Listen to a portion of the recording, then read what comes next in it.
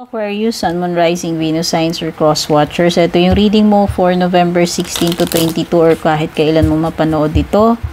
Maraming salamat sa patuloy na pagsubaybay sa mga readings ko, Aquarius. Gusto ko lang malaman mo, I'm thankful and grateful at malaking tulong yung lahat ng likes, shares, and comments ninyo. Regarding sa private reading, sa mga interesado, panoorin nyo hanggang dulo niyan. Nandyan lahat yung detalye, pati na rin yung mga nakasulat sa description. Nandyan din yung mga link. Yung mga makukuhang energies dito, hindi ko kontrolado. Pwedeng sa iba tapos na. Pwedeng sa iba nangyayari pa lang. Yung iba mangyayari pa lang. Pwedeng energy mo to or energy ng person na nakaka-deal mo. Okay? Collective reading ito. For sure, hindi lahat makaka-relate. Unang card mo, difficult times, Aquarius. Nako. Mukhang mahihirapan ka. Kung ano man itong kakaharapin mo, itong 16 to 22 November. Ayan, possible. Ayan o, maging on guard ka daw. Be on your guard. Maging handa ka. Nakaharapin. Ano man itong difficult times na pwedeng magdala ng chaos. O mga hindi inaasahang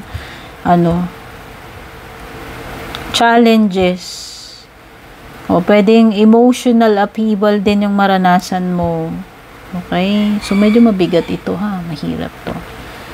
Mga hindi inaasahan pa naman, diba? Surprise lang, ganun.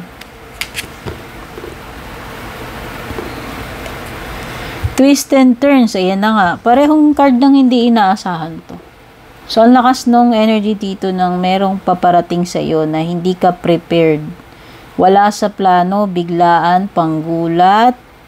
Kaya ka siguro mahihirapan makakope dito. Unprepared ka eh. Yan o. May mga last minute na pagbabago rito. O yung mga plano. May mga plano ka pero pwedeng ang mangyari.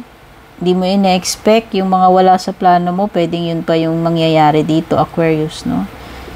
Expect mo na may mga pagbabago dito, mga aberya, problema na pwede mong kaharapin. Okay? So, at least lumabas to. At least, no? Ayan, no? Make sure daw hanggat kung kaya mong makapag-prepare, mag-prepare ka na rito. Okay? Handa mo na yung sarili mo, if ever.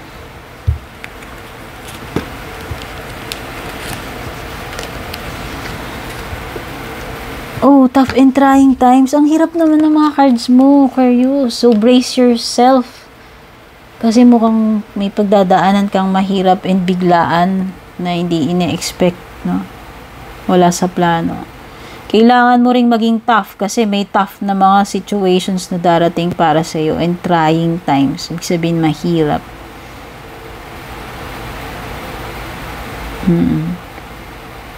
So, may mga matters dito na kailangan mo ng pagplanuhan. If ever, gumawa ka na ng mga advance na mga, yung plan A, plan B, plan C.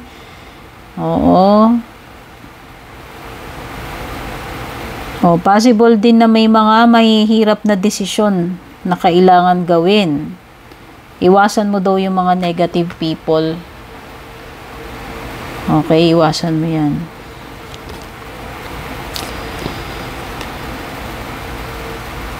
Okay, may pagta-travel din dito. Ayan, o. Pwedeng may biglaang travel or long distance na communication daw. Baka meron kang makakausap from abroad o baka naman may LDR ka. Hindi ko alam kung meron bang luluwas, uuwi ng Pinas or pupunta abroad.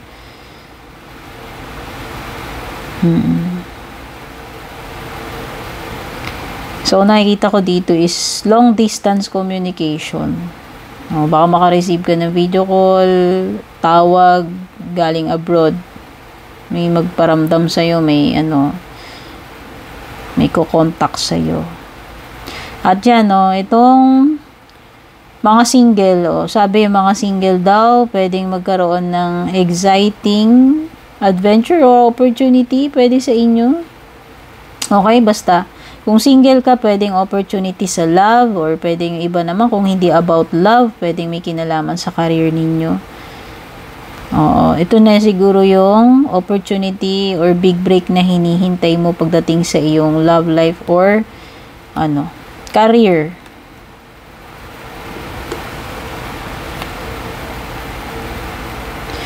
Especially sa pag-abroad ha, yung iba dito ba kapag naghihintay kayo ng opportunity na or sign, kung matutuloy kayo abroad or opportunity abroad, pwedeng yan yun. Okay, baka may kinalaman sa ano ninyo yan, yung pagmamigrate sa permanent residency, visa, yan. Property, o baka yung iba sa inyo, meron kayong property na binibenta, o agent ba kayo? Or meron ba kayong kahit naman hindi ka ahente, pwedeng may property kayo na ano, ipopost nyo, ibebenta ninyo. Ayan, or pwede kayo yung naghahanap, either ikaw yung nagbebenta rito or naghahanap ng property. Ayan, purchase or sale, anumang property ito. Makabenta ka man dyan or makakabili ka.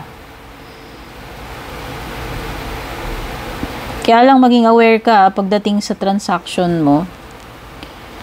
Oo, siguraduhin mong legit or hindi ka madudugas. So, kasi ayan maging ano ka, maingat ka sa transaction mo, especially sa property, basta kung ano man tong mga bentahan na yan. Ikaw man yung buyer dyan or ikaw yung nagbebenta. Kailangan mong i-assert yung sarili mo, Aquarius, no, itong 16 to 22 of November. Maging straightforward ka. Kung gusto mo, grab mo. Ayan, kung anong gusto mo, yun ang gawin mo. Go for what you want. Ha? Wow, sabi dito, the time is ripe for soulmate connection. So, pwedeng yung iba sa inyo, makaka-encounter kayo ng soulmate. Okay?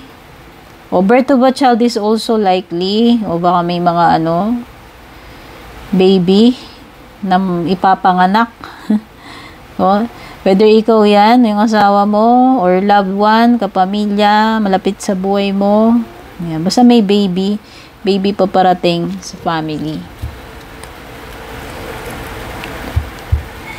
Tignan na natin yung iyong love life.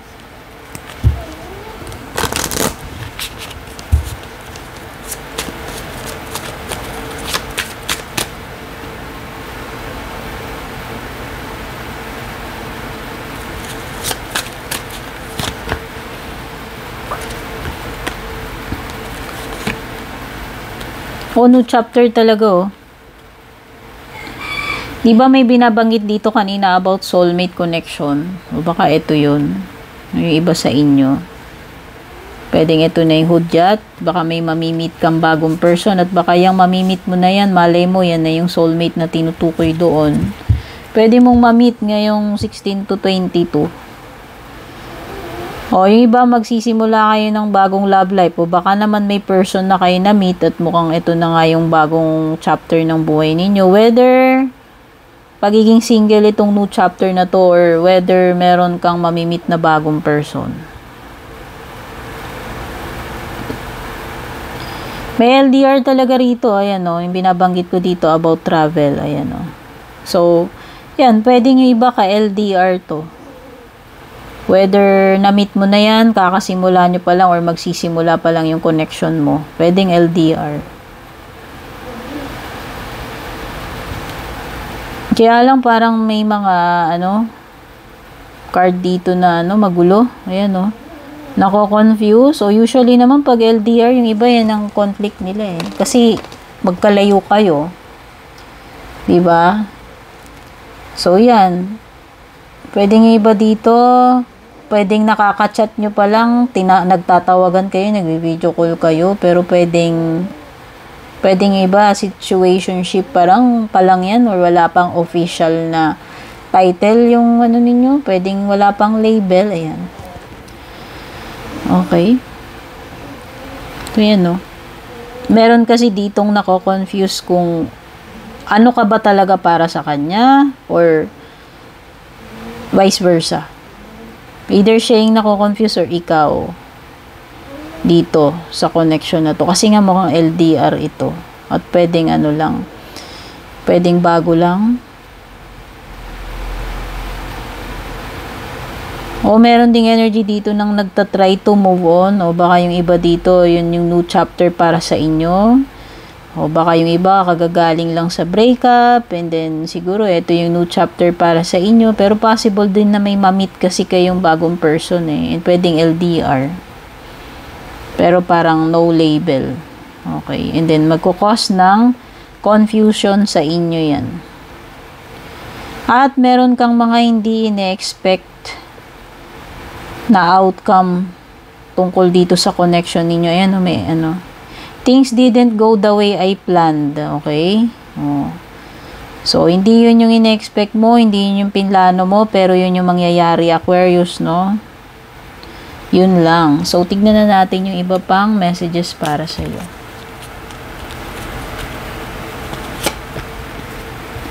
Eight of Cups, may pag-alis talaga. Ayan. O, baka yung iba nga sa inyo mag-a-abroad. O, iwan nyo na to eh. Iwan nyo na kung anong meron dito. Balak ninyong maghanap ng opportunity abroad sa ibang lugar. Basta may pag-alis dito. Willing i-sacrifice, iwan yung meron dito para lang sa brighter future or better opportunity abroad or somewhere else. Pwedeng may water sign, Cancer, Scorpio, Pisces. Pwede ring may air sign, Gemini, Libra, Aquarius. Okay, yung iba dito,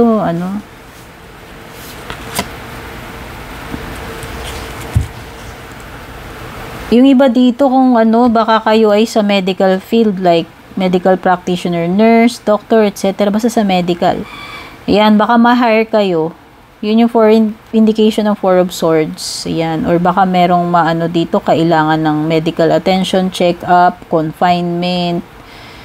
No? Basta meron something about sa hospital, sa clinic, sa medical field. Whether nag-a-apply ka man or kailangan mo ng magpa-check-up. Worse, confinement, no? Pero sana naman hindi. Four of Swords is a period of exhaustion. Siguro na ka na, overwork, stress, burnt out, kailangan mo ng pahinga. O baka yung iba ganun. Bumigay katawan, sobrang pagod, sobrang puyat, sobrang workaholic, sobrang stress. Kailangan mo na ng time magpahinga dito. Or a time to meditate, time na pag-isipan yung mga bagay-bagay, Aquarius. Ito, bigyan mo ng time yung sarili muna. Okay? Give yourself a break, Aquarius. Yun na yung sinasabi ni Four of Swords. And then kapag recharge ka na, okay ka na, nakapahinga ka na, magaling ka na. Para kasing may energy dito na nagpapagaling din eh. Okay? Trying to move forward or nagpapagaling. Wow! Nine of Cups is you will surely get what you want, Aquarius. Ito yung sign, si Nine of Cups. This is a yes card. Kaya kung meron kang gusto mangyari, ma-achieve, ayan, ito na yun. Makukuha mo yung gusto mo. Magiging happy ka dyan. Mag-ingat ka sa deceptive person, ha? Etong person na to, ang ganda-ganda ng image niya. Ayan, nakikita mo naman, di ba? Pero ahas pala siya underneath. Pero tinakpan niya yon, tunay niyang pagkatao. Kunwari, mabango, maganda reputation. Kunwari, mabuti. Pero nanunuklaw pala, traidor pala, or meron palang hindi magandang intention, like kukunin niya pala yung itlog. So, deceptive energy ito. Trickster. Player. Manggagancho, manloloko. Okay? At pwede rin may Virgo energy pala dito, may sa bottom ng deck mo. So, yung iba dito, pwedeng solo flight. Single mode, solo flight. Or person na parang gusto niya ng time sa sarili niya eh. Gusto niya munang lumayo, umiwas, i-disconnect yung sarili niya.